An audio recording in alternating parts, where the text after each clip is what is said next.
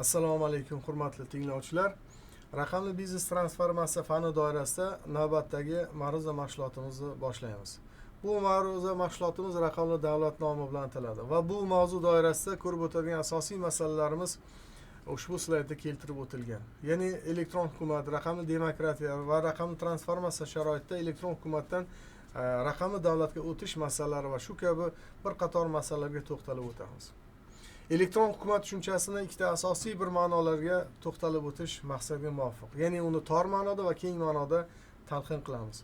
Elektron hukumat tor ma'noda davlat organlari faoliyatida, ya'ni aholi va tadbirkorlik subyektlariga xizmat ko'rsatish, davlat xaridlarini tashkil etish, moliyaviy operatsiyalarni amalga oshirish, axborotlarni qabul qilish va taqdim etishda AKT vositalaridan foydalanishni anglatadi.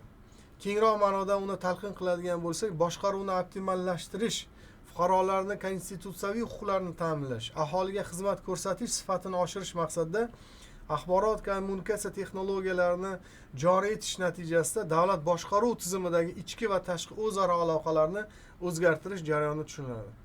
Elektron hukumatning asosiy tarkibiy qismlariga to'xtaladigan bo'lsak, birinchisi elektron raqamli imzo, ya'ni axborotning maxfiyligi va xavfsizligini kafolatlaydigan alohida bir tizim sifatida qaraladi. Bundan keyingisi alohida e'tibor beradiganimiz bu davlat xizmatlari. Davlat xizmatlarini elektron shaklda olish imkoniyatini beradigan alohida bir soha sifatida buni talqin etishimiz mumkin. Keyingi tarkibiy qism bu web portallar, ya'ni davlat organlari, davlat xizmatlari va boshqaruv to'g'risida ma'lumotlarni o'z ichiga oladigan har bir tashkilotning shaxsiy rasmiy veb-sayti deb qarashimiz mumkin. Va to'rtinchi alohida tarkibiy qism bu axborot tizimi deb nomlanib, fuqarolar va davlat organlarini o'zaro muloqot qilishga imkon beradigan turli xil raqamli platformalarni misol keltirishimiz mumkin. Nega biz aynan elektron hukumat tizimini tanlashimiz kerak? Sababi elektron hukumat bu davlatga yoki hukumatga juda katta imkoniyatlar yaratib beradi. Birinchidan osonlashtirish, xizmatlarni olish va soliqlarni onlayn tarzda to'lash imkoniyati. Keyingisi samaradorlik, avtomatlashtirish tufayli byurokratik choralar va ularning vaqti qisqaradi. Uchinchidan shaffoflikni oshirishni ta'minlab beradi. Ommaviy sohalarda aynan mana shu orqali korrupsiya harakatlarini, demak, oldini olish va cheklash imkoniyatlari yaratiladi.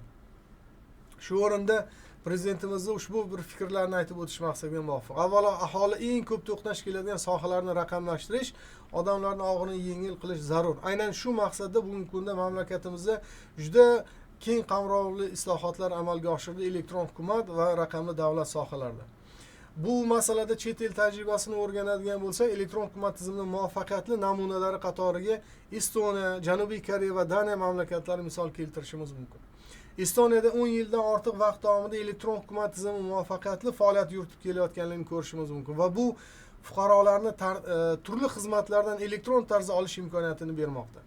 Janubiy Koreyada davlat xizmatchilaridan fuqarolar bilan muloqotda aynan elektron hukumat tizimidan foydalanish talab etiladi. Kunlik 40 mingtagacha xizmatlarni o'z ichiga olgan bir xatti-harakatlar kuzatiladi. Daniyadagi elektron hukumat tizimi biznes sektori bilan yaqin hamkorlikda faoliyat ko'rsatadi. Natijada hisob-kitoblar, turli xil soliq solish tartiblari takomillashib, demak, soddalashtirilganini ko'rishimiz mumkin. Elektron hukumat tizimini rivojlantirishning eng muhim global tendensiyalarga to'xtaladigan bo'lsak, bu sohada blokchain texnologiyalarini tatbiq etish va bu texnologiyalar orqali axborotni saqlashning shaffofligi va xavfsizligi, demak, oshiriladi. Biometrik ma'lumotlardan foydalanish va bu orqali fuqarolarni aniqlash tartibini soddalashtirish imkoniyati yaratiladi. Va ma'lumotlar tahlili va sun'iy intellekt texnologiyalarini qo'llash. Bu orqali axborotlarni qayta ishlash jarayonini tezlashtirishga va xarajatlarni ancha qisqartirishga yordam beradi. Elektron hukumat konsepsiyasini ishlab chiqish modeliga to'xtaladigan bo'lsak, hozirgi kunda dunyo miqyosida 3 ta model mavjud. Bu Yevropa, Angliya, Amerika modeli hamda Osiyo modellari deb yuritiladi. Va bu modellar ma'lum bir ma'noda bir-biridan farqli jihatlari mavjud. Yevropa modelida texnologiyalardan foydalanish birinchi navbatda fuqarolar foydalanuvchilarning ehtiyojlariga qaratilgan. Angliya, Amerika modelida bu modelning asosiy maqsadi davlat xizmatchilarini monoton ishlardan bajarishni ozod qilish hisoblanadi. Va mamlakatimiz va bundan tashqari Osiyo mamlakatlarida ko'p amal qiladigan Osiyo modelida aholini axborotga bo'lgan ehtiyojini qondirish, madaniyat va ta'lim tizimiga axborot texnologiyalarini joriy etish eng asosiy ustuvor vazifa sifatida qaraladi. Aynan mana shu jihatlari bilan yuqoridagi modellar bir-biridan keskin farqlanadi. Elektron hukumatni shakllantirishni ma'lum bir modellari har bir davlat uchun alohida ahamiyatga ega. Demak, e'tibor beradigan bo'lsak, ushbu elektron hukumatni shakllantirishni avvalgi modeli bu axborotlashtirish, ya'ni katta xarajatlar, cheklangan natijalar bilan demak ifodalanadi. Davlat organlari bu yerda faqatgina kompyuterlashtirish, ya'ni sanoat davri deb qarashimiz mumkin. Zamonaviy modelda endi elektron o'zgartirish, ya'ni katta xarajatlar yuqori natijalarni keltirib chiqaradi. Va biz bu modelni ikkinchi avlod elektron hukumat demak modeli deb qarashimiz mumkin. Ya'ni elektron o'zgartirish. Bu yerda hukumatni axborot kommunikatsiya texnologiyalaridan foydalanib diqqat markazida fuqarolar manfaati bo'lgan integrallashgan hukumatga demak o'zgartirish yotadi. Va uchinchi avlod elektron hukumat modeli ham mavjudki, bu endi ochiq hukumat deb yuritiladi va hukumatni aynan IT texnologiyalaridan foydalanib keng ishtirokini ta'minlaydigan hisobotli fuqarolar tashabbusiga binoan faoliyat yurituvchi ochiq hukumatga o'zgartirishga qaratiladi. Va aynan bu model bu elektron hukumatni o'zgartirmasdan, balki mavjud o'sha elektron hukumat ustiga quriladigan model hisoblanadi. Mamlakatimizda elektron hukumatni rivojlantirishni 4 ta bosqichi alohida qayd etib o'tiladi. Eng e'tiborlisi bu masala 21-asrning dastlabki yillarida demak amalga oshirilib, birinchi bosqich ma'lumotlarni internetda nashr etish, ikkinchi bosqich elektron katalog va axborot xizmatlari, uchinchi bosqich davlat organlarining biznes jarayonlarini reinjiniring qilish masalasiga bag'ishlanib, to'rtinchi bosqich esa interaktiv tranzaksion xizmatlarni ko'rsatishga demak bag'ishlanadi va aynan hozirgi kunda 4-chi bosqich keng demak tarzda amalga oshirilayotganini ko'rishimiz mumkin. Elektron xizmatlarning interaktivligini takomillashtirish darajalarini ham tahlil qiladigan bo'lsak, ushbu slaydda bu yaqqol ko'rsatib o'tilgan. Va aynan mana shu slayd orqali biz mavjud xizmatlarni toifalarini ham alohida ajratib ko'rsatishimiz mumkin. Bular axborot xizmatlari, ya'ni informatsion xizmatlar, elektron shaklda yo'llangan murojaatlarga javob aynan axborot shaklida demak yetkaziladi. Keyingisi bir tomonlama faol xizmatlar hamda oddiy interaktiv xizmatlarga ajratiladi.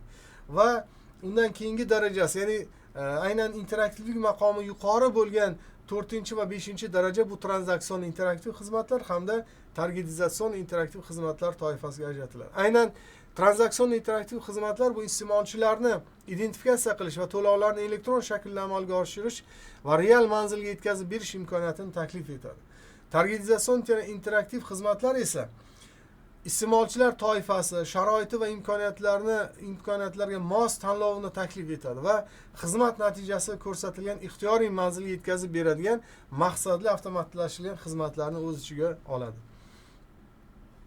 Ushbu slaydda mamlakatimizda elektron hukumat tizimining tashkiliy chizmasi keltirib o'tilgan va bu chizmani alohida bir tahlil qiladigan bo'lsak, axborot tizimida 12 ta axborot tizimlari komplekslari va 6 ta markaziy ma'lumotlar bazalaridan tashkil topgan. Bundan tashqari axborot xavfsizligini ta'minlash markazi va elektron hukumat tizimini rivojlantirish markazi dastlabki nomlar bilan, aynan bloklar bilan ushbu chizmada ko'rishimiz mumkin. Bundan tashqari aholi va tadbirkorlik subyektlari ushbu tizimlar bilan bevosita yagona interaktiv davlat xizmatlari portali hamda davlat organlarining veb-saytlari orqali bog'lanishi demak ko'rsatilgan.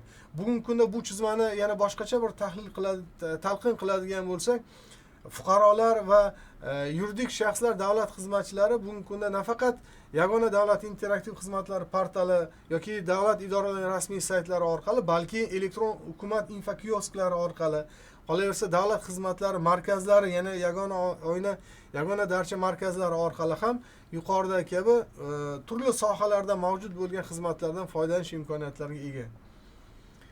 Elektron hukumatni bugungi kunda ushbu modellari keng tarqalgan. Bular G2C modellari, ya'ni davlat fuqarolarga, G2B modeli, davlat biznes vakillariga, G2E modellari, davlat xizmatchilariga hamda G2G modeli davlatga demak modeli. Aynan mana shu elektron hukumatni bir uy sifatida tasavvur qiladigan bo'lsa, uni asosida texnologik kommunikatsion infrastruktura, ishonch, maxfiylik va xavfsizlik va aynan mana shu modellar asosida elektron hukumat demak tashkil etiladi. Bugungi kunda o'z mamlakatimiz Birlashgan Millatlar Tashkiloti tomonidan olib boriladigan reyting ko'rsatkichlarda aynan elektron hukumatning taraqqiyot indeksida 193 ta mamlakat orasidan 63-o'rinni qayd etib, demak oldingi demak reyting ko'rsatkichlarining natijalariga nisbatan 6 pog'ona ijobiy demak o'zgarishga, ya'ni siljiganligini ko'rishimiz mumkin.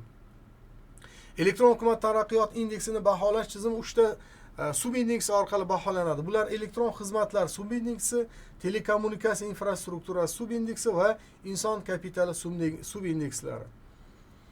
Raqamli hukumat loyihalarini boshqarish markazi bugungi kunda aynan mana shu maqsadda tashkil etilgan bo'lib, uni missiyalari, markazning strategiyalari va kelajakdagi yo'nalishlari va bu markazning faoliyat maqsadlari alohida e'tiborga molik va markazning ishlash tamoyillariga e'tibor qaratilgan bo'lsa, bu yerda professionallik, tajriba, samaradorlik, shaffoflik va sifat kafolatlari demak ta'minlanadi. Bugungi kunda mamlakatimizda amalga oshirilgan elektron hukumat sohasidagi juda ko'p loyihalarni qayd etib o'tish maqsadiga muvofiq. Bularning birinchisi One ID, ya'ni yagona identifikatsiya tizimi. Keyingisi yagona davlat interaktiv xizmatlari portali. Axborot tizimlari va resurslarining yagona reyestri. Ma'lumotnoma va klassifikatorlar registri. Elektron hukumatning yagona billing tizimi. Ochiq ma'lumotlar portali data.ego.uz.